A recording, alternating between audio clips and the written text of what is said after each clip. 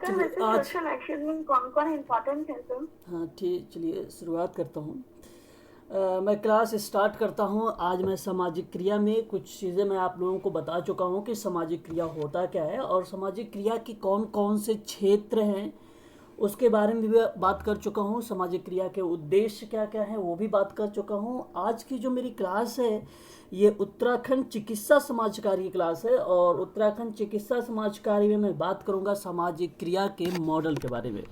बहुत important topic है ये, हालांकि हर एक एग्ज़ाम में पूछा जाता है और उत्तराखंड में आप लोगों से 100 क्वेश्चन पूछे जाएंगे, तो इसका मतलब है कि सामाजिक क्रिया के सिद्धांत से भी प्रश्न कहीं ना कहीं, मॉडल से कहीं ना कहीं प्रश्न जो है पूछे जाएंगे। तो आप सभी लोग इसको ध्यान रखना। सामाजिक क्रिया का जो सिद्धांत है बेसिकली बिट्रो का नाम आता है एग्ज़ाम में और एक नाम आता है आर सिंह का नाम आता है, एक विद्वान है, और उसके बाद एक महात्मा गांधी जी का नाम आता है। तो 3 लोगों का नाम सामाजिक क्रिया के मॉडल में आप लोगों को ध्यान रखना है। तो मैं सबसे पहले आप लोगों से बात करने चलूँगा सामाजिक क्रिया का जो मॉडल्स हैं वो बात करूँगा बिट्रो के बारे में। ध्यान रखिएगा यहाँ पे इम्पोर्टेंट चीज़ें हैं और वही चीज़ें आपको पढ़नी है जो एग्ज़ाम के पॉइंट ऑफ व्यू से जो हर एक एग्ज़ाम में पूछा भी जाता है ना। उन्हीं चीज़ों, जैसे मैं कहूँ सामाजिक क्रिया के जो मॉडल है ना वो बेसिकली सबसे पहली बात आपको याद रखना होगा अभिजात या अभिजातिवादी सामाजिक क्रिया का मॉडल, ये आपको ध्यान रखना होगा। अब ये जो मॉडल है इस मॉडल को बिट्रो के द्वारा दिया गया था और ये बिट्रो 1984 में अभिजाती सामाजिक क्रिया के मॉडल के बारे में बेसिकली फेमस भी था। अब एग्जाम यूजीसी में एक बार प्रश्न पूछ लिया था कि अभिजात सामाजिक क्रिया के मॉडल के अंतर्गत कौन कौन से मॉडल नहीं पाए जाते हैं, मतलब एक ऐसा मॉडल था उसमें जो नहीं पाया जाता था। इसको ध्यान रखिएगा, प्रश्न का पैटर्न अभी मैं आपको बताऊंगा। तो यहाँ 1984 अभिजातवादी। अच्छा, अभिजातवादी का मतलब क्या होता है, कोई बताना चाहेगा? अभिजात का मतलब क्या होता है, कोई बताना चाहेगा? बताइए, रिपीट करिए थोड़ा सा। चलो कोई बात नहीं। तो अभिजात का मतलब यहाँ पर ये चीज़ है, देखो अभिजात एक जाति के बारे में बात करता है। जब कभी उच्च जाति निम्न जाति के बारे में जिक्र होती तब होती है, लेकिन यहाँ पे जो अभिजात का मतलब बात किया गया है सामाजिक क्रिया, यहाँ बात ये है इसका मतलब कि जितनी सारी जनसंख्याएं हैं उन सभी जनसंख्याओं में सक्रिय रूप से भागीदारी लेना, मतलब भागीदारी मतलब पार्टिसिपेट करना, और उसमें जो समस्या सामने है हमारे सामाजिक क्रिया में उसके प्रति आवाज़ उठाना, यह है अभिजातवादी का मतलब। ठीक है। तो बेसिकली सामाजिक क्रिया के मॉडल में दो नाम आते, मतलब इसने दो बातें बताई थी बिट्रो ने। एक बोला था अभिजातवादी, ये नोट करिएगा। दूसरा जो बोला था वो बोला था लोकप्रिय सामाजिक क्रिया का मॉडल। ये दो बातें बताई थी अभिजातवाद, ठीक है, सामाजिक क्रिया मॉडल में। और अभिजातवादी में और एक सामाजिक क्रिया मॉडल में ये दो टाइप के पाए जाते हैं और इसमें ये बताया गया कि इसमें संवेदनशील लोग जो होंगे उनकी जनसंख्या के बारे में पता करना होगा, प्लस में जो सक्रिय रूप से भागीदारी निभाएंगे उनके प्रति जो है, मतलब वो लोग जो है समस्या के प्रति आवाज़ उठाएंगे, ये बातें रखी गई थी अभिजातवादी में। ठीक है। अब अभिजातवादी को भी 3 भागों में डिवाइड किया गया, इसको 3 भागों में डिवाइड किया गया। एक को बोला गया विधायी सामाजिक क्रिया का मॉडल, और अच्छा यहाँ पे देखिए, देख रहे हैं अपने, ये अभिजात सामाजिक क्रिया का मॉडल है। इसके अंतर्गत जो आता है आपका, एक बोला गया कि विधायी सामाजिक क्रिया का मॉडल, एक बोला गया आर्थिक स्वीकृति का मॉडल, और एक बोला गया प्रत्यक्ष भौतिक मॉडल। कोई बताना मुझे चाहेगा कि विधायी सामाजिक क्रिया के मॉडल के अंतर्गत क्या बातें होती है? कोई भी बताना चाहेगा मुझे? बताइए जरा, क्या होता है इसमें, मैं बताऊंगा फिर। बोलिए, आवाज मेरी क्लियर है क्या? आप लोग बता सकते हैं क्या आवाज मेरी क्लियर है? जी सर नहीं आता। अच्छा कोई बात नहीं। देखो मैंने आपको बताया था भाई, प्रीति मैडम ध्यान रखो इस सब का।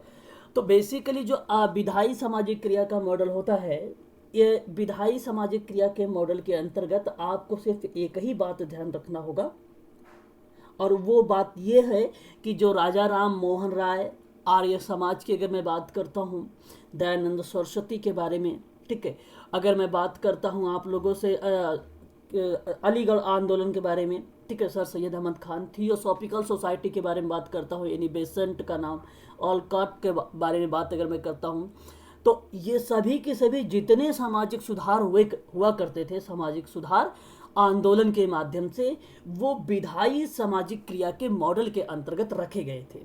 तो ये विट्रो कहता है कि सामाजिक क्रिया हम कब करते हैं। मैं कह रहा था आप लोगों से कि कल की क्लास में मैंने बताया भी था कि भाई कैसे सामाजिक क्रिया में पहले ये जब राजा राम मोहन राय जी जब ब्रह्म समाज की स्थापना कर रहे थे, तो पहले तो वो धीरे धीरे धीरे पैटर्न जो था सामाजिक क्रिया का स्टार्ट था। बाद में वो समाज सुधार, हम क्यों उसको सामाजिक क्रिया नहीं कहते, हम लोग बोलते हैं सामाजिक सुधार है, ये क्यों बोलते हैं?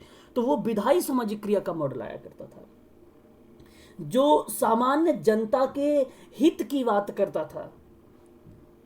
ठीक है, हित की बात करता था। और इसमें अगर मैं बात करूं तो बेसिकली शोध करने की प्रक्रिया, जैसे रिसर्च भी प्रक्रिया जो है विधायी सामाजिक क्रिया के मॉडल के अंतर्गत रख दिया जाता था। और विधायी सामाजिक क्रिया के अंतर्गत अगर हम बात करें ताना बाना, जिसे सब आप लोग जानते भी होंगे, सामाजिक नेटवर्क, वो भी विधायी सामाजिक क्रिया का मॉडल के ही अंतर्गत आता है। बस एक सिंपल सी बात आप लोगों को ये ध्यान रखना है कि विधायी सामाजिक क्रिया के मॉडल के अंतर्गत जितने सामाजिक सुधार आंदोलन हुए हैं, सारे के सारे क्रिया विधि विधायी सामाजिक क्रिया के अंतर्गत आते हैं। चाहे आप सीएम के द्वारा आरटीआई में जो निर्णायक भूमिका उनकी रही है, वो किस तरीके से आरटीआई में भूमिका रही है, या किसी भी क्रियाविधि के अगर बारे में बात करता हूँ, या राजा राम मोहन राय या ईश्वर चंद्र विद्यासागर, जिसकी भी बात करता हूँ, वो सभी के सभी विधायी सामाजिक क्रिया का मॉडल होगा। अब अगर पूछेगा कोई, तो अगर आपसे पूछेगा कि भाई जब आप ब्रह्म समाज के अगर बारे में बात करता है, समाज सुधार के बारे में, तो कहना कि ये भी कहीं ना कहीं सामाजिक क्रिया के मॉडल को अभिजात सामाजिक क्रिया के अंतर्गत जो विधायी सामाजिक क्रिया है वो है ये, ना कि ये सोशल क्रिया है, सामाजिक क्रिया नहीं है। प्रोफेशनल तरीके से सामाजिक क्रिया ये होती है, बड़े लेवल पर किया जाता है और बड़े बदलाव के लिए किया जाता है, ये होता है समाज कार्य में सामाजिक क्रिया। ठीक है, पहली बात तो क्लियर हो गई होगी आप लोगों को, बताइए। जी सर। आगे अगर हम बात करते हैं इसी में दूसरे पॉइंट पर, आर्थिक स्वीकृति का, तो आर्थिक जो आपका आर्थिक स्वीकृति, कहीं कहीं स्वीकृति ही लिख देता है, स्वीकृति नहीं होता, जिसे हम बोलते हैं धन्यवाद, धन्यवाद मतलब ट्रेडिशनल शब्द, स्वीकृति बात वही है, एक सा जोड़ दिया गया है, इसका मतलब ये नहीं कि इसका अपोजिट होगा, मतलब बड़ा रिस्पेक्ट वाला शब्द यहाँ पर जो है इग्नू ने यूज किया है ना। तो आप आप ये कहेंगे कि ये बात एक ही है। और आर्थिक स्वीकृति का जो अर्थ होता है, नोट करिएगा या समझिएगा इसको, इसके अंतर्गत जैसे चिकित्सा बीमा के बारे में बात हो, पुनर्वास की शिक्षा की बात हो, दिल्ली में जो झुग्गी झोपड़ी में लोग रह रहे हैं उनको पुनर्वासित किया जाए, उनको समाज की मुख्य धारा से जोड़ा जाए, जो श्रम लोग हैं, श्रमिक लोग हैं, जो उनके बारे में भी थोड़ा सा कल्याण के बारे में सोचा जाए। कहने का मतलब कहीं ना कहीं जब आर्थिक जोड़ दिया है तो इसका मतलब ये पैसे से रिलेट कर रहा होगा, बीमा वगैरह से रिलेट कर रहा होगा, चिकित्सा से रिलेट कर रहा होगा, तो हम इसको इजीली समझ जाते हैं।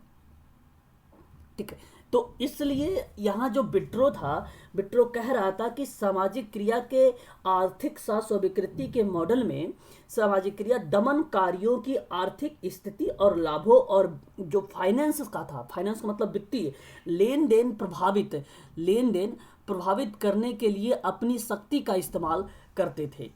तो जो श्रमिक वर्ग के उनका अगर हम बात करें हक देने से इनकार कर रहे होते उस समय, ठीक है, जो श्रमिक वर्गों को कौन हक देने के इनकार कर रहा है भाई, मान लीजिए मालिक होगा उस कंपनी का, है ना, मान लीजिए सरकार है जो, या कोई और व्यक्ति है जिसके द्वारा जो छोटे वर्ग के लोग हैं वो प्रताड़ित कर रहे हैं और उनको प्रताड़ित किया जा रहा है और उनको आर्थिक सुविधाएं नहीं दी जा रही है। ठीक है, तो ये चीज़ें जो आपके सामने आती है तो आर्थिक स्वीकृति ये आता है इसमें। तो ये आपका अभिजात सामाजिक क्रिया के मॉडल के अंतर्गत ये आर्थिक आता है। तो मैं प्रश्न आपको बताऊंगा कि इनमें से प्रश्न पूछा जाता है, इसमें 3 टाइप के होते हैं। एक देखो प्रत्यक्षता, और मैंने करवाया भी था आप लोगों से प्रश्न। प्रत्यक्ष जो भौतिकवाद होता है ये भी इसी का पार्ट होता है। अभिजात का।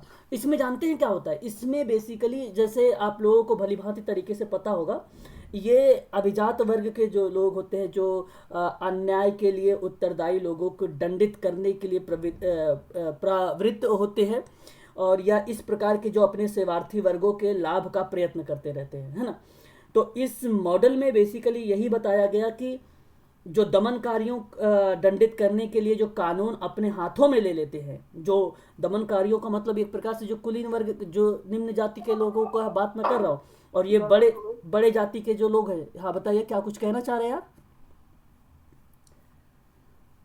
चलिए, तो यहां पर मैं आपसे यही बताने की कोशिश कर रहा हूं कि इस प्रत्यक्षवादी में जो भी चीजें हो रही है, जैसे किसी का अगर हम बात कर रहे हैं, किसी को हत्या कर देना या किसी का मतलब बलात्कार जैसे वाले केस सामाजिक क्रिया के मॉडल के अंतर्गत आते हैं।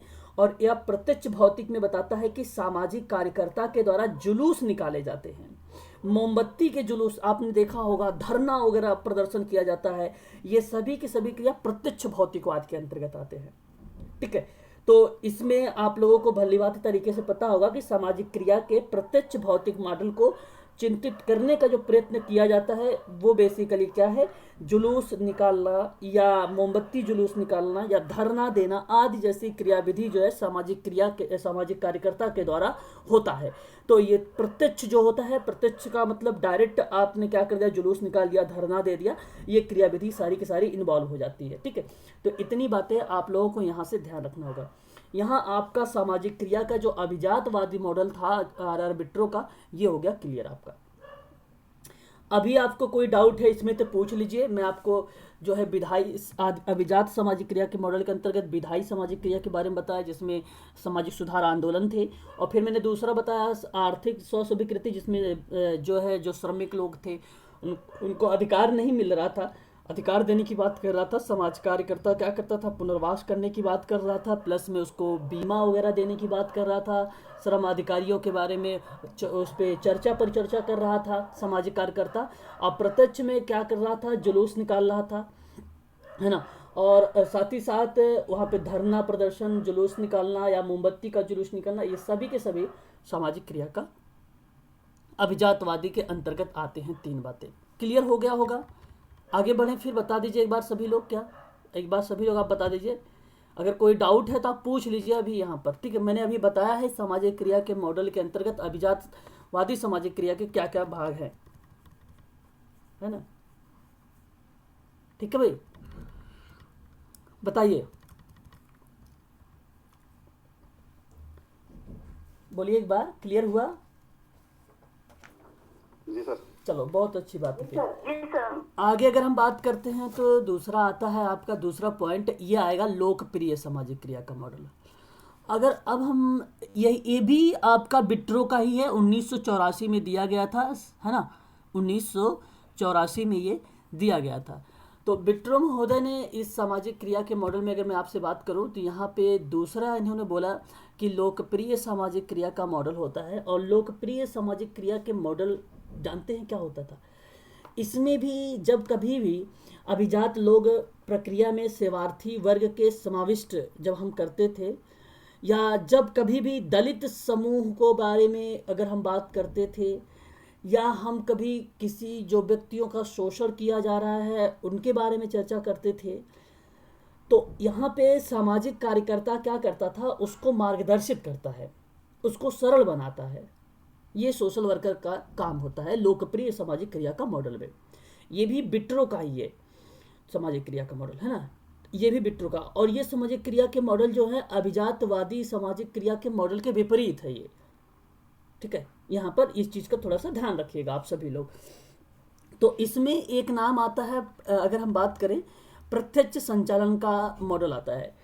अब प्रत्यक्ष संचालन का मॉडल में जानते हैं क्या होता है? इसमें भी आप सबको ध्यान रखना होगा, इसमें भी 3 टाइप के मॉडल्स पाए जाते हैं। ठीक है, इसमें भी 3 टाइप के मॉडल्स पाए जाते हैं। और प्रत्यक्ष संचालन को ही हम बोल देते हैं बेसिकली लोकप्रिय सामाजिक क्रिया का प्रत्यक्ष संचालन का मॉडल भी बोलते हैं इसी को। अब इसमें आपको ध्यान रखना है कि इसमें होता क्या है।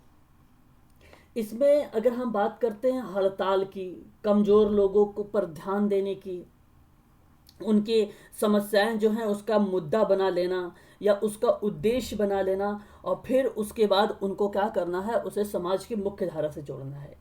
तो सामाजिक क्रिया में जो प्रत्यक्ष संचालन होता है वो बेसिकली बताता ये है कि बड़ी जनसंख्या में, ठीक है, जो लोग हैं जिनका शोषण हो रहा है उन लोगों को प्रत्यक्ष रूप से क्या करना है, उनकी जो भी भागीदारी है और जो भी उनके प्रति जो उनका शोषण किया जा रहा है, ठीक है, जो उनका शोषण किया जा रहा है, तो उनको क्या करना है, हड़ताल के माध्यम से या किसी भी सामाजिक क्रिया के उद्देश्य के माध्यम से उसको समाज की मुख्य धारा से जोड़ना है और उसकी समस्या का सुधार करना है।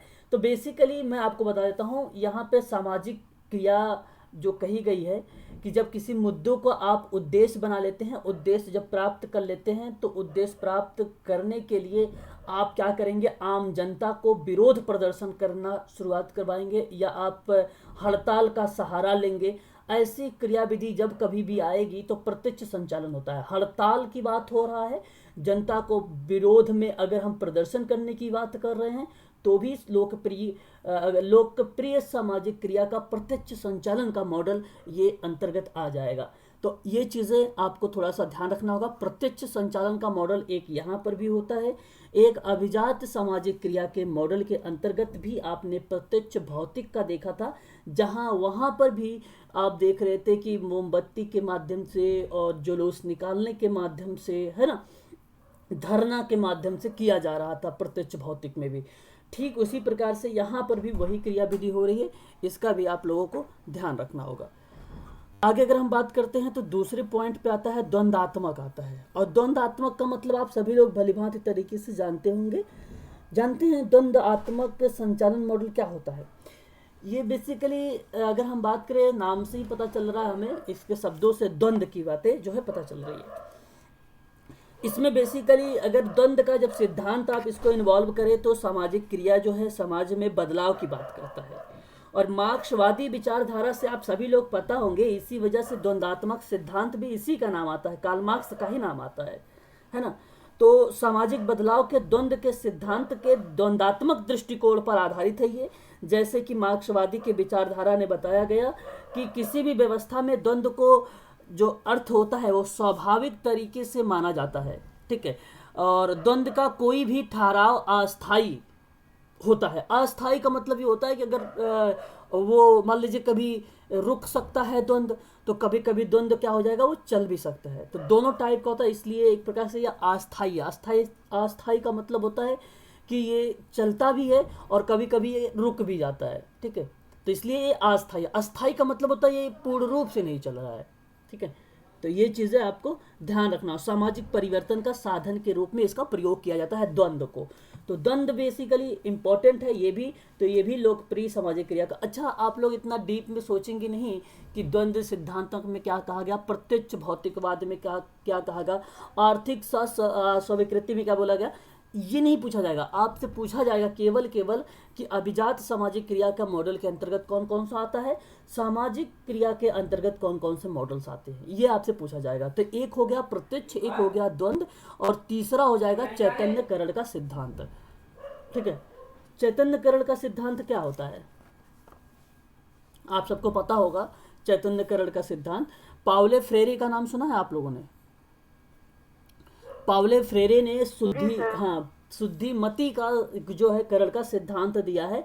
और पाउले फ्रेरे ने चैतन्यकरण का सिद्धांत या चैतन्यकरण की अवधारणा या विचारधारा पर आधारित था। शिक्षा के माध्यम से बहुजन में जागृत लाने की बात अगर करता था तो पाउले फ्रेरे ने करता था, जो चैतन्यकरण की अवधारणा को विकसित किया था। इसका मतलब होता है कि लोगों को दमन या दमनकारी उनके पारस्परिक साथ संबंध शक्तियों की संरचना में जो दमनकारी वर्ग हैं उनसे मुक्ति के तरीकों के बारे में शिक्षित करने की बात करता था। पाउले फ्रेरे का मानना था कि जब मान लीजिए कोई दमित या दमनकारी का चैतन्यकरण होता है तो ऐसी स्थिति में मानव जाति की जो सच्ची अगर हम बात करें सच्ची मुक्ति की बात कर रहा है, जिसके साथ साथ मनुष्य सर्वाधिक कुशल बन रहा है, उसकी चेतना की या उसकी प्रेरणा की संभावना महजूद हो रही है उस समय, तो वहाँ पर चैतन्यकरण की प्रक्रिया जो है संचालित होती है। तो ये बेसिकली शुद्धिमतीकरण के बारे में भी बात करता है। वही शुद्धिमतीकरण है जिसको हम कहते हैं चैतन्यकरण का सिद्धांत। तो चैतन्यकरण का जो सिद्धांत दिया है वो दिया है पाउलो फ्रेरे ने। इसका आप लोग खास कर ध्यान रखिएगा, पाउलो फ्रेरे ने दिया गया है। चैतन्यकरण के सिद्धांत में वास्तविक चीज़ों को रिप्रेजेंट करता है, ये पूर्वाग्रह वगैरह जो होता है उसको दूर करता है।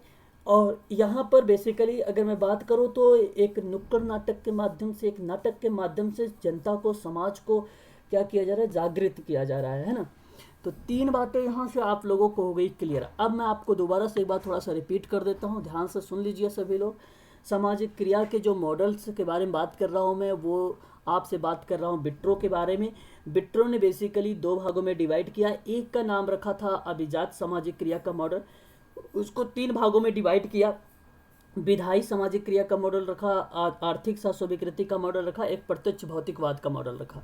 फिर दूसरे के बारे में अगर हम बात करते हैं, लोकप्रिय सामाजिक क्रिया का मॉडल था, बिट्रो ने ये भी दिया था 1984 में।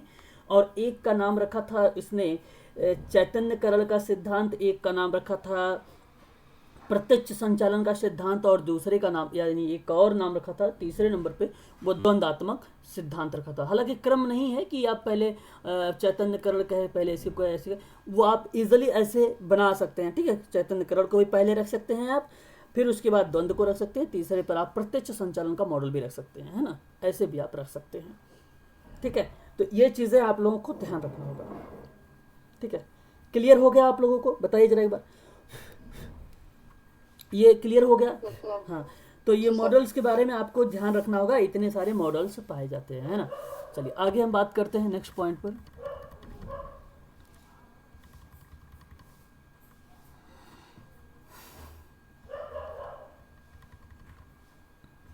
अच्छा, आपको सारे के सारे मिल भी जाएंगे इसमें, है ना। चलिए आगे हम बात करते हैं। ऊपर एक हमने स्लाइड लिया था सामाजिक क्रिया का मॉडल के अंतर्गत, उसको बता देता हूँ आप लोगों को। चलिए अब हम बात कर रहे हैं यहाँ पे सामाजिक क्रिया के आगे नेक्स्ट वाले मॉडल पर। तो और भी मॉडल्स हैं, और एक मॉडल्स दिया गया था, ये जो मॉडल्स आप देख रहे हैं ना, ये यहाँ से यहाँ तक के मॉडल्स मैं आपको बता रहा हूँ, यहाँ से यहाँ तक के मॉडल, ये मॉडल्स जो हैं आर सिंह ने दिए हैं। इतने मॉडल्स किसने दिया है? आर सिंह ने दिया है। अब थोड़ा सा इसको समझने की कोशिश करिएगा। आर सिंह ने, अच्छा वही वर्ष होगा 1984 का ही वर्ष होगा, 1984 का ही वर्ष होगा ये। अगर हम बात करते हैं आर सिंह के बारे में, आप सभी लोग भली भांति तरीके से परिचित होंगे। इसने बेसिकली 2 मॉडल्स दिया था। एक मॉडल दिया था संस्थागत और एक मॉडल दिया था गैर संस्थागत। तो आप यहाँ पे लिख सकते हैं कि एक तरफ संस्थागत लिख सकते हैं, दूसरी तरफ आप लिख सकते हैं गैर संस्थागत, ठीक है, गैर संस्थागत। तो 2 मॉडल्स दिए थे इसने। इसके बेसिकली मैं आर सिंह की बात कर रहा हूँ, सामाजिक क्रिया के 2 मॉडल्स थे, इसने 2 मॉडल्स दिए थे। अब इन 2 मॉडल्स को भी, एक जो संस्थागत था इसको 2 भागों में डिवाइड किया गया। एक को बोला गया कि संस्थागत जो है प्रारूप के रूप में बोला गया, एक प्रकार से आप इसे राज्य के रूप में भी इन्वॉल्व कर सकते हैं। जो दूसरा बोला गया वो बोला गया था संस्थागत सामाजिक प्रारूप के रूप में, इसको हम सामाजिक के प्रारूप के रूप में देखते हैं।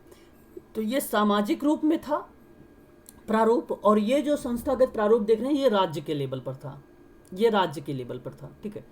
तो ये 2 टाइप का था। ठीक उसी प्रकार से अगर हम बात करें आर सिंह के बारे में, तो आर सिंह ने जब गैर संस्थागत के बारे में बात कर रहा था, इसमें भी वैसी प्रकार का 2 टाइप के डिवाइड किया। एक को बोला इसने कि सामाजिक संस्थागत के रूप में होगा, और दूसरा जो इसने बोला, कहा कि सर्वमान्य आंदोलनात्मक प्रारूप पर आधारित होगा, जिसको आप लोग कहते हो जन आंदोलन के रूप में भी जानते हो। आप सभी लोग जन आंदोलन का भी रूप दे देते हो इसको, है ना, या जनवादी आंदोलनकारी भी आप इसको बोल सकते हो, इसी के बारे में। अब हम इसको थोड़ा सा पढ़ेंगे, या हम इसके बारे में थोड़ी सी जानकारी भी रखेंगे कि ये होता क्या है।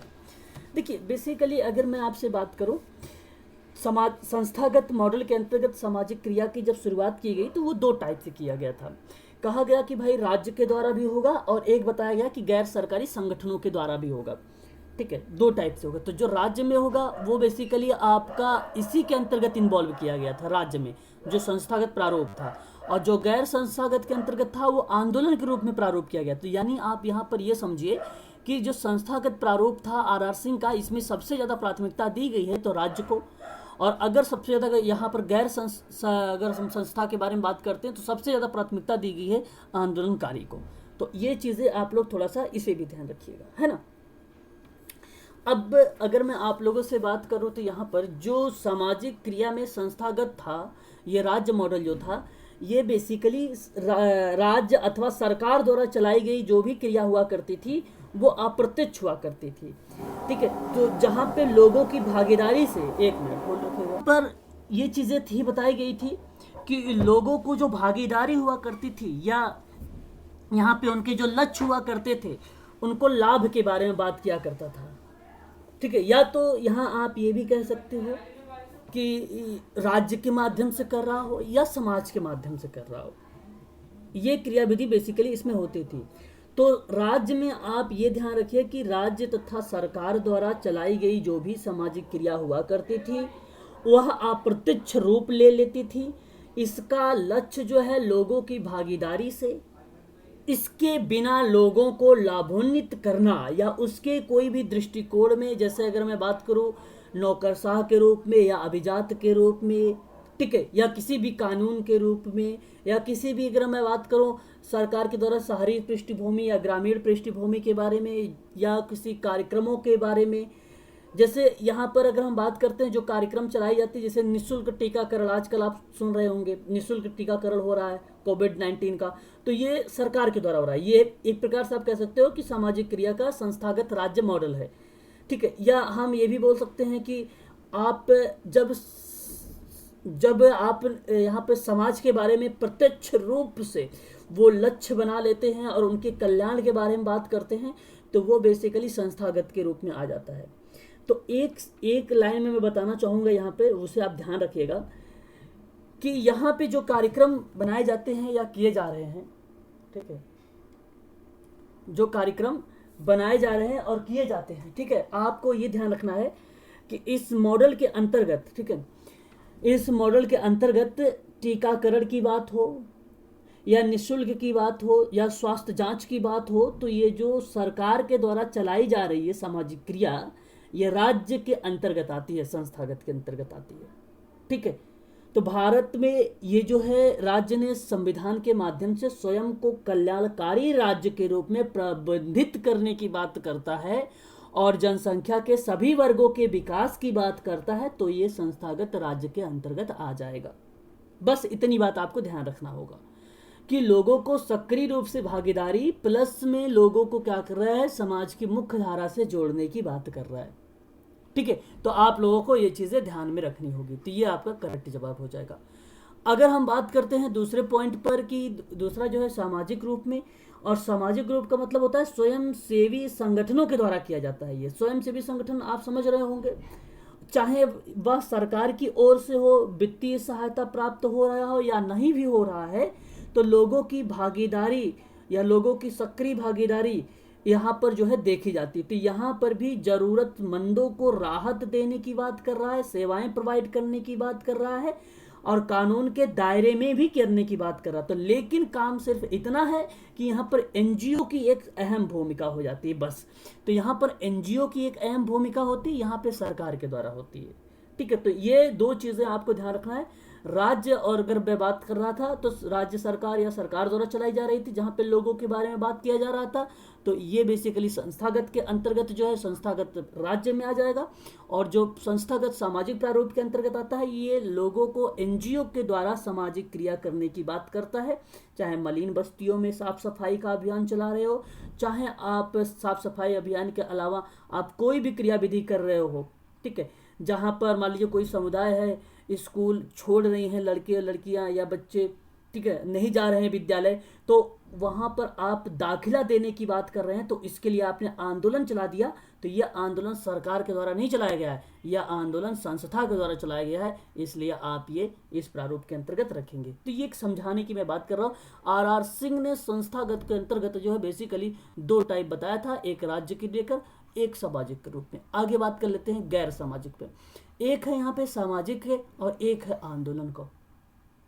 अब देखिए जो सामाजिक संस्थागत था, इसमें क्या था, सामाजिक संस्थागत के अंतर्गत अगर हम बात करते हैं तो इसमें जो वंचित वर्ग के लोग हैं, जो निचली जाति के लोग हैं, या उनके उनके हित के बारे में सोचना और उनके संस्थाओं से सहायता जो है मांग करना, संस्थानों के लिए संस्थानों से जो है सहायता, उनकी सहायता के लिए उनकी मांग करना। तो यहाँ पर बेसिकली अगर मैं बात करूँ तो औपचारिक है, ये औपचारिक है, और अनौपचारिक तरीके से इसे जब अत्यधिक जागरूकता की बात होती है तो समाज आधार पर उसे बेसिकली जोड़ा जाता है। तो सामाजिक मॉडल में और संस्थागत सामाजिक मॉडल में ये कार्यवाही शुरुआत करने की बात करता है। तो यहाँ पर भी एनजीओ के द्वारा ही ये क्रियाविधि की जाती है और लोगों को भागीदारी की जाती है। यहाँ पे लोगों को जोड़ा जाता है। भागीदारी का मतलब होता है जोड़ना, ठीक है, इनको क्या करना, जोड़ना, ठीक है। और सामाजिक संस्थागत मॉडल में जो है लोग सामाजिक क्रिया का प्रारंभ कर देते हैं। तो इसका उद्देश्य यही होता है कि किसी संस्था के सहयोग लेना। तो संस्थागत है ये, इसलिए यहाँ पर सामाजिक संस्थागत का मतलब ये बनता है कि किसी संस्था से मदद लेना, और इस मदद के माध्यम से जो वंचित वर्ग के लोग हैं, जो पिछड़े वर्ग के लोग हैं, जो मलिन बस्ती वगैरह के लोग हैं, उनको क्या करना है, समाज की मुख्य धारा से जोड़ना है, और वहाँ पर लोगों की जो होगी सक्रिय भागीदारी होगी। बस इतनी बात आप लोगों को यहाँ से ध्यान रखना होगा। आंदोलनात्मक प्रारूप के बारे में बात करें तो ये नाम से ही पता चल रहा है कि आंदोलन होगा, यानी जनवादी आंदोलन के बारे में बात करता है। तो ये एक ऐसा मॉडल है, और ये बेसिकली सामाजिक जो है आधार पर शक्ति पर निर्भर करता है, ठीक है। निरंतर स्वलंबन के बारे में बात करता है ये, ठीक है। स्वलंबन का मतलब आप समझ रहे होंगे, स्वतंत्रता के बारे में बात करता है ना। तो यहाँ पर जो होता है भागीदारी अपने खुद के अनुभव से इकट्ठा होते हैं और एक दूसरे की सहमति से निर्णय लिए जाते हैं। तो जब एक दूसरे से सहमति से निर्णय लिए जाते हैं तो लोकप्रिय सामाजिक आधार और शक्ति पर निर्भर हो जाता है। तो ऐसी कंडीशन पर सामूहिक प्रयास किए जाते हैं, सक्रिय भागीदारी लिए जाते हैं, और निरंतर शिक्षा के माध्यम से उन पर जो है स्वतंत्रता पर बल दिया जाता है। ये सभी के सभी जो मैं बता रहा हूँ आपको पॉइंट, ये सामाजिक क्रिया के जनवादी आंदोलनकारी के मॉडल के अंतर्गत आ जाता है, ठीक है। तो ये बातें आप लोग ध्यान रखिएगा। अब आपसे प्रश्न कैसे पूछेगा, पहला पूछेगा कि आर सिंह के कितने मॉडल हैं, तो आप बताना 4, और अगर 4 आपको लिखे रहेंगे, संस्थागत प्रारूप लिखा रहेगा, संस्थागत सामाजिक प्रारूप लिखा रहेगा, सामाजिक संस्थागत प्रारूप लिखा होगा, सर्वमान्य आंदोलनात्मक प्रारूप लिखा होगा। ये 4 टाइप के लिखे रहेंगे, ये चारों के चारों जो हो जाएंगे फिर आपकी करेक्ट जवाब हो जाएंगे। तो ये आपका इस तरीके से एक प्रश्न होगा। दूसरा प्रश्न ये आपसे पूछेगा कि सरकार के द्वारा चलाए गए जो सामाजिक क्रिया का मॉडल था, आर सिंह ने किस पर बात किया है सरकार के द्वारा। तो सरकार बेसिकली मैंने बताया था, एक तो संस्थागत प्रारूप राज्य के अंतर्गत, ये आपका फिर करेक्ट जवाब हो जाएगा सही ऑप्शन में, ठीक है। अगर आपसे पूछेगा कि एनजीओ के द्वारा जो है सामाजिक क्रिया की शुरुआत की जाती है, वो कौन सा प्रारूप होता है, तो वो आपका एनजीओ के बारे में बात कर रहा है, तो आपका हो जाएगा संस्थागत वाला सामाजिक क्रिया का मॉडल है जाएगा यहाँ पर, है ना। अगर आपसे सामाजिक संस्थागत ये भी प्रारूप है, और ये देखो संस्थागत है, ये आपको मैं बता रहा हूँ, यहाँ पर ध्यान रखिएगा, समझिएगा सभी लोग।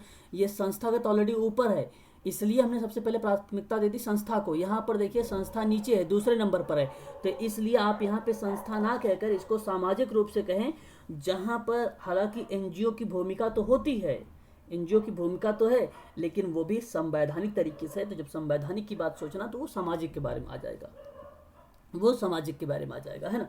तो ये चीज़ें आप लोगों को ध्यान रखना है। ये आर सिंह का हो गया कंप्लीट। अगर हम बात करते हैं सामाजिक क्रिया के गांधीवादी के मॉडल में, तो गांधीवादी जी का जो मॉडल था, ये बेसिकली मैं आपको बता देता हूँ, नोट करना होगा तो नोट कर लेना, नहीं तो मैं इसकी पीडीएफ भी आप लोगों को दे दूंगा, प्रोवाइड भी करूंगा। एक है आपका उग्रवादी अहिंसक परंपरा, और दूसरा आपका होगा विनम्र अहिंसा परंपरा, ठीक है। ये 2 चीज़ें यहाँ पे याद रखना। जो तीसरा होगा रचनात्मक कार्य का नागरिकता का मॉडल होगा, रचनात्मक अगर मैं बात कर रहा हूँ कार्य का नागरिकता का मॉडल होगा। तो ये 3 टाइप के इसकी जो है बेसिकली सामाजिक क्रिया के मॉडल बेसिक रखे गए हैं। एक होता है सामाजिक क्रिया का लोक शक्ति का भी मॉडल होता है, सामाजिक क्रिया का लोक शक्ति का भी मॉडल होता है। ये महात्मा गांधी जी का ये भी आ जाता है लोक शक्ति का, ठीक है। तो आगे अगर हम बात करते हैं तो यहाँ पे देखिए गांधी जी ने कहा कि अहिंसक उग्रवादी परंपरा वही है, उग्रवादी अहिंसक परंपरा आपका पहला एक ये बन जाएगा। अहिंसा मतलब आप सभी लोगों को पता होगा, इसके आधार होते हैं कि भाई परंपरा, विचारधाराएं, सामाजिक क्रिया, राजनीतिक, क्रांतिकारी चरित्र का आवश्यकता के बारे में बात करता है। तो शांतिपूर्ण उपाय के बारे में अगर बात कर रहा है, या व्यवसाय के बारे में बात कर रहा है ना, या किसी चीज़ को आम जनता के माध्यम से लोगों को शक्ति प्रोवाइड करने की बात कर रही, संसाधन प्रोवाइड कराने की बात करता है, तो उग्रवादी अहिंसक परंपरा के अंतर्गत आता है। जैसे एक उदाहरण के माध्यम से समझ लीजिए, चिपको आंदोलन आप सभी लोग जानते हैं, वनों की कटाई या वनों की बेतहाशा, या एक प्रकार से आप कह सकते हो कि अधिकतर कटाई अगर की जा रही है या उसका विनाश किया जा रहा है, तो उसको रोकने के लिए जो प्रदर्शन हो रहे हैं, जो क्रियाविधि हो रही है, वो बेसिकली अहिंसात्मक उग्रवादी परंपरा के अंतर्गत आ जाता है। ठीक है, तो ऐसे आपको ये ध्यान रखना है। दूसरा आपसे कहता है कि चाहे आप सभ्य बोलिए, चाहे आप विनम्र कहिए, ये भी अहिंसक परंपरा प्रारूप पर ही आधारित होता है। यहाँ पर अगर हम बात करें तो जैसे सत्याग्रह की बात हो रही है, या गांव के समुदाय के बारे में बात हो रही है, जहाँ पर विनोबा भावे के द्वारा गांधीवादी सामाजिक क्रिया का एक विनम्र अहिंसक रूप में एक उत्तम उदाहरण माना जाता है। तो इसलिए गांधीवादी समाजवादी समुदाय के लिए भूदान, ग्राम दान की जो परंपरा थी, ये एक महत्वपूर्ण भूमिका निभाती है विनम्र अहिंसक परंपरा के अंतर्गत। अगर प्रश्न बनता है भूदान आंदोलन किसका उदाहरण माना जाएगा, तो आप बताना विनम्र अहिंसक परंपरा का उदाहरण माना जाएगा, या ग्रामदान या भूदान आंदोलन विनोबा भावे के द्वारा चलाया गया था। विनोबा भावे प्रेरित थे किससे? वो थे गांधी जी से प्रेरित थे। ठीक है, तो इसलिए आपका ये भी सभ्य बोलिए या विनम्र बोलिए, बात दोनों एक होती है। आगे अगर हम बात करते हैं नागरिकता के संरचनात्मक कार्य के बारे में, या आप इसे कह सकते हो रचनात्मक कार्य का नागरिकता मॉडल, तो ये बेसिकली सामाजिक क्रिया का शिक्षा के जरिए जो है, सामाजिक क्रिया जो है नागरिकता पर केंद्रित था, और इसका जो काम था कि सामाजिक व्यवस्था में आवश्यक परिवर्तन को लेकर था। गांधीवादी जो दृष्टिकोण था वो सरकार लोगों पर निर्भर करता था, चाहे मैं अगर बात करूं अगर उन व्यक्तियों का जो है शोषण ना किया जाए, है ना, जो शोषित व्यक्ति हैं उनकी मदद की जाए, इस तरीके की क्रियाविधि जो है गांधीवादी सामाजिक क्रिया के में रखा भी गया था। ठीक है, तो रचनात्मक कार्य में नागरिकता के मॉडल पर प्रारूप यानी नागरिकता के बारे में बात करता है। और दूसरी बात सामाजिक बदलाव के बारे में बात करता है यहाँ पर। तीसरी बात विरोध, प्रदर्शन, बहिष्कार जैसी चीज़ों को वो या क्या करता है, निरस्कृत कर देता है। ठीक है, विरोध, बहिष्कार जैसे विचारधाराओं को क्या कर देता है, ये निरस्कृत कर देता है, और नागरिकता की भूमिका बेसिकली यहाँ पर बात करता है। और ये जो पद्धति है एक नागरिकता के बारे में, रचनात्मक कार्य के बारे में बात करता है। तो शिक्षा के जरिए सामाजिक क्रिया की जमीनी स्तर पर जो है वो केंद्रित होती है। ठीक है, याद रखिएगा, रचनात्मक कार्य पर निर्भर होता है। इसमें विश्वास किया जाता है कि सही समय पर सामाजिक व्यवस्था में आवश्यक परिवर्तन होंगे, इसलिए रचनात्मक कार्य का नागरिकता मॉडल कहा गया। इसे सही समय पर सही परिवर्तन हो जाएगा, समाज में बदलाव हो जाएगा, इसलिए इस पे आधारित था ये सामाजिक क्रिया का गांधीवादी मॉडल। तो गांधीवादी मॉडल में 3 बातें आप लोग को ये ध्यान रखना होगा। तो मैंने आज आप लोगों के सामाजिक क्रिया के मॉडल जो था, जो इम्पोर्टेंट था, वो मैं आपको बता दिया। अब आप ध्यान रखिएगा प्रश्न का, मैं एक बार प्रश्न का पैटर्न पूछ लेता हूँ, फिर प्रश्न बनाकर लेकर आऊँगा, आप लोगों को बताऊँगा। प्रश्न पूछेगा आप सबसे। हाँ सर जी जी। सर, एक लड़का को सोहन सिंह करके मैसेज कर रहा है क्या? कि मेरे को क्लास में नहीं जोड़ा सर ने। अच्छा, 1 मिनट। क्या आप प्रश्न कैसे बन सकते हैं, तो थोड़ा सा एक बार आप लोग ध्यान रख लीजिए कि गांधीवादी सामाजिक क्रिया में अगर मैं बात करूं, तो अगर पूछता है कि कौन सा मॉडल आता है गांधीवादी ये सामाजिक क्रिया के मॉडल के अंतर्गत, तो मैंने 3 मॉडल गांधीवादी के अंतर्गत जैसे बात कर रहा था, तो आपने इसको ध्यान रखना होगा। एक उग्रवादी अहिंसक परंपरा पता होना चाहिए, दूसरा आपको विनम्र अहिंसक परंपरा पता होना चाहिए, तीसरा आपको पता होना चाहिए रचनात्मक कार्य के नागरिकता का मॉडल। ये 3 बातें अगर आपको पता रहेगी तभी आप इसको कर पाएंगे। एक तो प्रश्न ऐसे बनता है। दूसरा, अगर कोई प्रश्न बनता है कि अभिजात वर्गों के द्वारा की गई सामाजिक क्रिया मॉडल कौन सा था, अभिजात वर्गों के द्वारा, अभिजात वर्ग के द्वारा जो की गई थी सामाजिक क्रिया का मॉडल वो अभिजातवादी थी, तो अभिजातवादी ये सामाजिक क्रिया का मॉडल जो था वो आपका हो जाएगा। लोगों के द्वारा किया गया जो प्रारंभ या संस्थान की मदद लेना, वो बेसिकली सामाजिक, लोगों के जो होते थे सामाजिक संस्थागत आता था।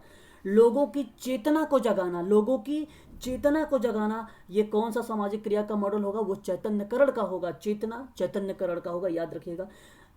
तर्कपूर्ण वाद विवाद के जरिए द्वंद्व को बढ़ावा देना, वो था द्वंद्वात्मक संचालन का मॉडल था। और जो है अभिजात लोगों पर अभिजात वर्गों के द्वारा या लोगों के द्वारा विधि अपने हाथ में ले लेना, ये कौन सा मॉडल हो जाएगा? तो प्रत्यक्ष भौतिक का मॉडल हो जाएगा, ये आपको ध्यान रखना होगा। राज्य संचालित या सामाजिक क्रिया का मॉडल अगर बात करता है तो वह संस्था या राज्य का मॉडल हो जाएगा, है ना। ये चीज़ें आपको जाएगा। विधान को ना बदलना, मतलब विधान को ना बदला जाना, तो ये बेसिकली आपका हो जाएगा विधायी सामाजिक क्रिया का मॉडल हो जाएगा। ठीक है, ये हो जाएगा आपका विधायी सामाजिक क्रिया का मॉडल। तो ये थे सिल्वर क्लासेस।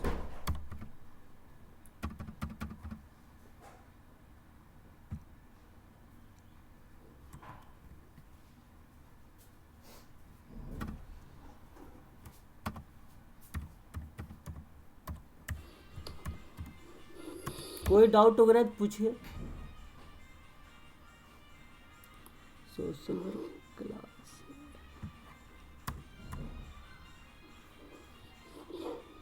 तो इस टॉपिक पे तो नहीं, लेकिन एक डाउट कुछ पूछना है। पूछिए। सर अधिगम का कोई और अर्थ है? अधिगम शब्द किससे जानते हैं? किसका फिर से रिपीट करिए। अधिगम, अधिजन की अभिगम की क्या बोल रहे हैं आप? मैं समझ नहीं पा रहा हूँ। अधिगम मतलब होता है सीखना। यहाँ पर अधिगम का कोई अर्थ नहीं है। नहीं सर, मुझे वो पता है। अच्छा, अधिगम का जो अर्थ होता है वो होता है लर्निंग। हाँ, अधिगम का मतलब होता है लर्निंग, अधिगम मतलब होता है सीखना। अधिगम जो होते हैं वो सीखना ये होता है कि बच्चों में कैसे सीख आ रही है, कैसे लोग सीख रहे हैं, वो अधिगम का होता है। ठीक है, तो अधिगम का अलग सिस्टम होगा, वो मैं आपको अगर मेंशन होगा सिलेबस में मैं आपको पढ़ाऊंगा जरूर। ठीक है, आप उसकी टेंशन ना लें।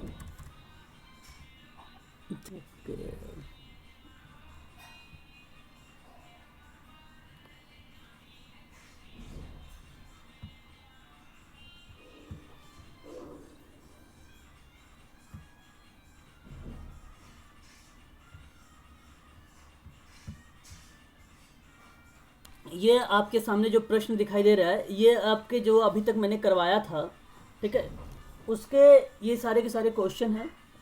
जैसे समाज कल्याण मैं कल्याण के बारे में करवा चुका हूँ, है ना। वो क्या है, समाज कल्याण क्या है, सामाजिक क्रिया क्या है, समाज क्या है ना। उन सब के बारे में थोड़ा थोड़ा सा आपको कहीं ना कहीं से क्वेश्चंस मिलेंगे सारे। तो पहला प्रश्न आपके सामने ये कि प्रारंभिक काल में समाज कल्याण किए जाते थे। तो ऑप्शन ए कह रहा है आप लोगों से कि कुछ, एक मिनट, प्रारंभिक काल में समाज कल्याण किए जाते हैं। ए कह रहा है कि कुछ व्यक्तियों या समूह द्वारा। ऑप्शन बी कहता है कि गरीब दीनहीन की सहायता करके। ऑप्शन सी कहता है कि मानव कल्याण की उच्च कोटि करने की सहायता से। ऑप्शन डी कह रहा है उपरोक्त सभी। क्या करेक्ट जवाब होना चाहिए यहाँ पर बताइए? ऑप्शन डी, उपरोक्त सभी। हाँ, उपरोक्त सभी यहाँ पे करेक्ट जवाब हो जाएगा आपका। यहाँ पे प्रारंभिक काल समय में समाज कल्याण की बात हुआ करते थे। Option number D for Denmark correct जवाब होगा। Very good.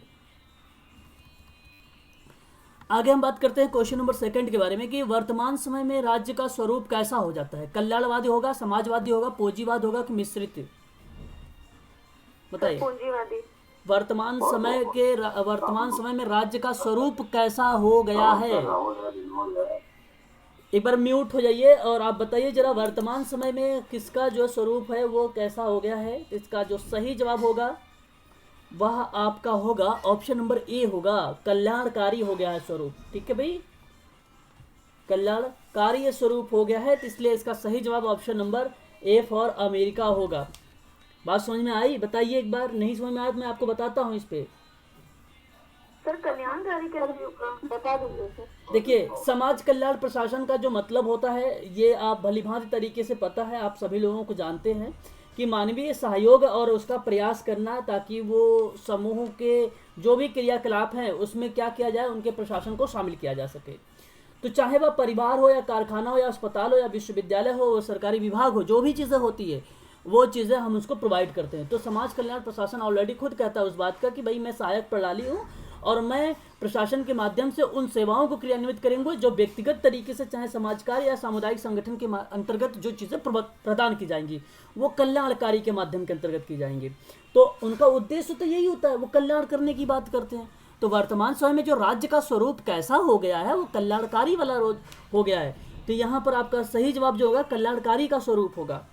ठीक है, कल्याणकारी का ही स्वरूप माना जाएगा कि वर्तमान समय राज्य में का जो स्वरूप है वो कल्याणकारी का होगा। ठीक है, सही जवाब ऑप्शन नंबर यहाँ पर होगा आपका ए फॉर अमेरिका। ठीक है, आगे बात करते हैं। समझ में आया आपको? भाई उसकी परिभाषा तो सुन लीजिए कि सरकार क्या कहती है। कहती है राज्य समाज कल्याण प्रशासन सामाजिक नीति को हम सामाजिक सेवा में बदलेंगे। ये बदलने की प्रक्रिया आप कल्याण तो कर रहा है वहां पे, और ये प्रक्रिया आज के समय की मानी जाती है। ठीक है, ये समय की आज की मानी जाती है। तो यहाँ पर सही जवाब जो होगा ऑप्शन नंबर ए आपका करेक्ट होगा, कल्याणकारी। पूंजीवादी कहाँ होगा? आगे हम बात करते हैं। कल्याणकारी राज्य वह होता है जो अपने नागरिकों की कम से कम न्यूनतम स्तर पर आजीविका उपलब्ध कराने की जिम्मेदारी लेता है। बताइए क्या होगा? सर ए। ओके, यहाँ पे अगर हम बात कर रहे हैं तो आप कह रहे हैं कि ए होगा यहाँ पर समाज कल्याण विश्वकोश और समाज कार्य विश्वकोश, सामाजिक विज्ञान विश्वकोश, समाज जो है सामाजिक राजनीतिक विश्वकोश। देखो, कल्याणकारी राज्य वह होता है जो अपने नागरिकों की कम से कम न्यूनतम स्तर की आजीविका उपलब्ध कराए। न्यूनतम स्तर पर आजीविका को क्या कराए? उपलब्ध कराए। बात समझ रहे हैं आप मेरी? आवाज तो नहीं जा रही ना बैकग्राउंड? नहीं सर। अच्छा, यहाँ पे सही जवाब होगा option number C for Chennai. यहाँ पे सामाजिक विज्ञान विश्व आपकी अगर हम बात करें विश्व कोश के बारे में, यही आपका ऑप्शन सही है। आप लोग कमेंट भी कर सकते हैं, हालांकि अच्छा कमेंट में सीन नहीं कर रहा हूँ, रहने दीजिए। आप बोलिए, बस बोल सकते हैं, है ना? बोल सकते हैं आप लोग। तो यहाँ पे सामाजिक विश्वकोश क्या होता है सर? सामाजिक विज्ञान का विश्वकोश के बारे में देखो। विश्वकोश शायद आप ही में से कल कोई कोड पूछ रहा था, शायद प्रीति मैम आप ही जवाब दे रहे थे मुझे कोड के बारे में। तो हाँ देखो, कोड और विश्वकोश, यहाँ पे अगर हम बात करें विश्वकोश का मतलब होता है एक परिपेक्ष्य, एक दृष्टिकोण, एक दृष्टिकोण। और जो वो कोड रखा गया था तो वो भारत के परिपेक्ष्य, वो भी वहां पे उसका मतलब एक सेंटेंस होता है ना। हम कहते हैं कि भाई किसके परिपेक्ष्य से आया, तो हम कहते हैं फलाने के परिपेक्ष्य से आया, फलाने के दृष्टिकोण से आया, ये फलाने के अकॉर्डिंग की बात हो रही है।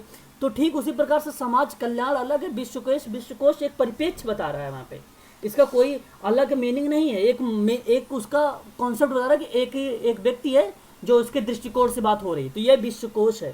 ठीक, इसको ये बोलते हैं विश्वकोश। का मतलब ये नहीं कि पूरे विश्व का जो होगा वहाँ पे राजस्व का मतलब धन को रखना, ये सारी चीज़ें इसका मीनिंग नहीं है। एक दृष्टिकोण को रिप्रेजेंट यहाँ पे किया जा रहा है। तो यहाँ पे सही जवाब जो होगा ऑप्शन नंबर आपका सी फॉर चेन्नई होगा कि सामाजिक विज्ञान में कल्याणकारी राज्य वह होता है जो अपने नागरिकों को कम से कम न्यूनतम स्तर की आजीविका उपलब्ध कराने की जिम्मेदारी देता है। तो इसका एक परिभाषा है, मतलब डिफिनेशन है। ठीक है, जो ये बात करता है, इसके बारे में ये बात करता है कि ये चीज़ें होगी। ठीक है, बाकी अलग अलग हैं, सबके अलग अलग डेफिनेशन है, अलग अलग परिभाषा है। डनहम ने खुद कहा था कि समाज कार्य की जो नीति है उन क्रियाकलापों में कल्याण प्रदान कर दिया जाए, उसको आगे बढ़ाया जाए, तो डनहम कहता था। और जॉन किडना के बारे में मैंने आपको बताया ही था कि समाज कल्याण की नीति जो है वो सामाजिक सेवा में बदल जाए, तो वो जॉन किडना होता है। तो उसी तरीके से एक सामाजिक विज्ञान का परिपेक्ष्य है या अनुसार है या दृष्टिकोण है जो इसने अपनी परिभाषा को रिप्रेजेंट किया था यहाँ पर। ठीक है, तो ये भी आपको ध्यान रखना है। यहाँ पर option number C for Chennai correct होगा। समझ में आ गया प्रीति? आगे बढ़े। जब भी दो या दो से अधिक लोग, अगर दो या दो से अधिक व्यक्ति किसी कार्य को संपन्न करने का सहयोग करते हैं तो ऐसी स्थिति की अवधारणा उभर कर सामने आती है, तो उसे हम क्या कहेंगे? अच्छा प्रश्न है। D sir. क्या बोलेंगे? बी बोल रहे हैं आप सभी लोग यहाँ पर। बी, अच्छा डी, लेकिन यहाँ पे डी आपका सही जवाब नहीं है। मैंने आप लोगों को कल यहाँ पर बताया भी था कि जब भी दो या दो से अधिक व्यक्ति, हाँ, जब दो या दो से अधिक व्यक्ति किसी कार्य को संपन्न करने में सहयोग कर रहे होते हैं तो ऐसी स्थिति की अवधारणा बन जाती है प्रशासन की, एडमिनिस्ट्रेशन की बन जाती है। ठीक है, यहाँ पे समाज कल्याण प्रशासन मैंने कल करवाया भी था आप लोगों से, जब समाज कल्याण प्रशासन, तो वहाँ पे बता भी रहा था कि कभी कभी केवल समाज की परिभाषा पूछ लेता है, कभी कल्याण की परिभाषा पूछ लेता है, तो कभी कभी प्रशासन की भी परिभाषा पूछ लेता है। तो ऑप्शन नंबर यहाँ पर जो होगा आपका करेक्ट, बी फॉर बॉम्बे आपका सही जवाब होगा। यहाँ पे ये एग्जैक्ट प्रशासन होता है। प्रशासन कहते किसे हैं? प्रशासन हम उसे ही कहते भाई कि जब भी आप दो या दो से अधिक व्यक्ति किसी कार्य का संपन्न कर रहे होते हैं और उसका सहयोग कर रहे हो, ऐसी स्थिति को बोलते थे हैं हम लोग प्रशासन। ऐसी स्थिति को हम लोग बोल देते हैं प्रशासन, है ना। कल्याण किस चीज को बोलेंगे? कोई बताना चाहेगा मुझे कल्याण किसको बोलते हैं? बताइए जरा एक बार। कल्याण मैंने बता चुका हूं आप सबको, काम करना, कल्याण किसे कहते हैं जी? खुद के लिए काम करना, खुद के लिए काम करना। हित। अच्छा, हित का काम। हाँ, जब किसी आपने कहा कि अपने हित की बात करना या कल्याण की बात करना, भलाई की बारे में बात करना, ये बहुत अच्छा, ये सही जवाब था, उसको बोलते हैं कल्याण। अब यहाँ इस ऑप्शन सेंटेंस में था ही नहीं, इस सेंटेंस में तो था ही नहीं, तो इसलिए आपका ये होगा ही नहीं। अब बताइए जरा, सहयोग क्या होता है? जरा मुझे बताइए, सहयोग किसे कहते हैं? आपस में मिलकर किसी कार्य को करना। किसके साथ मिलके? आपस में दो या दो से अधिक लोग। हाँ ठीक, ये भी आपने क्या किया कि मिलकर आपने उस व्यक्तियों की संस्था से मिलकर या किसी व्यक्ति से मिलकर आप उसकी क्या कर रहे हैं? सहयोग मतलब उसकी मदद करने की बात कर रहे हैं। ठीक है, तो ये क्रिया विधि बेसिकली आपकी कहलाती है सहयोग को। ठीक है, तो दो या दो से अधिक, एक चीज तो यहाँ पे मैच हो रहा है, बात को समझिएगा। फिर मैं कह रहा हूं व्यक्ति या संस्था का मिलकर काम होना। यहाँ पर व्यक्ति किसी कार्य को संपन्न करने का सहयोग दे रहा है तो प्रशासन हो रहा है। केवल मैंने एक सेंटेंस को, एक शब्द को अलग बताया कि व्यक्ति या संस्थाओं का मिलकर काम करना सहयोग की प्रक्रिया में, जहाँ पे ज्ञान बारंबार अधिक दशाओं में क्या हो रहा है? आदान प्रदान हो रहा है या उसका संचालन हो रहा है, वो बेसिकली आपका क्या कहलाता है? आपका क्या कहलाता है बताइए? सहयोग भाई, सहयोग। Option number B for Bombay यहाँ पे करेक्ट जवाब होगा, है ना। ध्यान से पढ़िए आगे। देखिए यहाँ पे किस विद्वान ने कहा कि प्रशासन के कला लक्ष्यों को प्राप्त करने के लिए अनेक लोगों का है ना निर्देशन। फोर्थ नंबर के क्वेश्चन का आंसर नहीं, फोर्थ का क्वेश्चन आपका हो जाएगा आपका यहाँ पे बी फॉर बॉम्बे, प्रशासन, बी फॉर बॉम्बे। चलिए एक बार जरा मुझे इसके बारे में बताइए।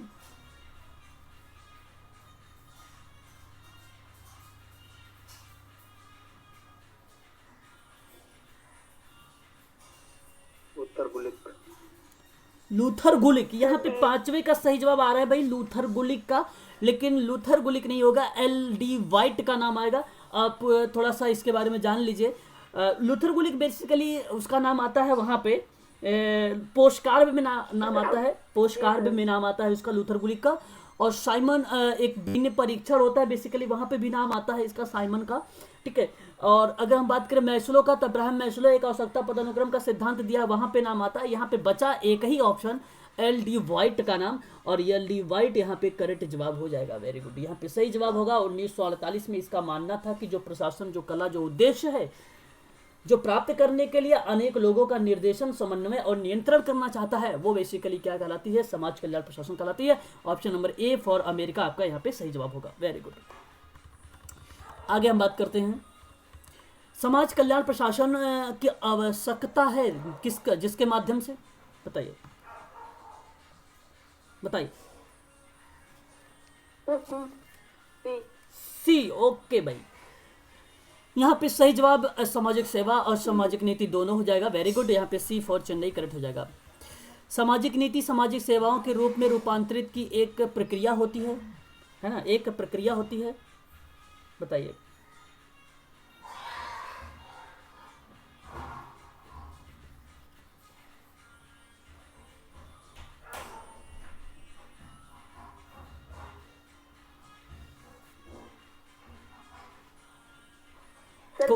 सी, ओके, यहाँ पे अगर आपने जवाब आया है आप सबका भाई कि इस प्रश्न का जवाब सी नहीं, यहाँ पे जॉन किडना भी बेसिकली, इसका अगर हम बात करें यहाँ पे देखो, सामाजिक नीति, सामाजिक सेवाओं के रूप में रूपांतरित करने की क्रिया है ना, मैंने बोला नहीं था अभी, जहाँ पे क्या हो रहा है, सामाजिक सेवाओं के रूप में वो रूपांतरित होता है या बदल रहा है। तो जिसके माध्यम से समाज सेवाओं में नीति का रूपांतरण के साथ साथ नीतियों का संशोधन किया जा रहा है, वो बेसिकली जॉन किडना का नाम आता है। Option number A for America आपका सही जवाब हो जाएगा यहाँ पे, है ना, ए फॉर अमेरिका। ठीक है, तो ये चीज़ें हैं, बाकी यहाँ से छोड़िए। अभी इसके आगे जो है ना, मैं आप लोगों से कल क्वेश्चन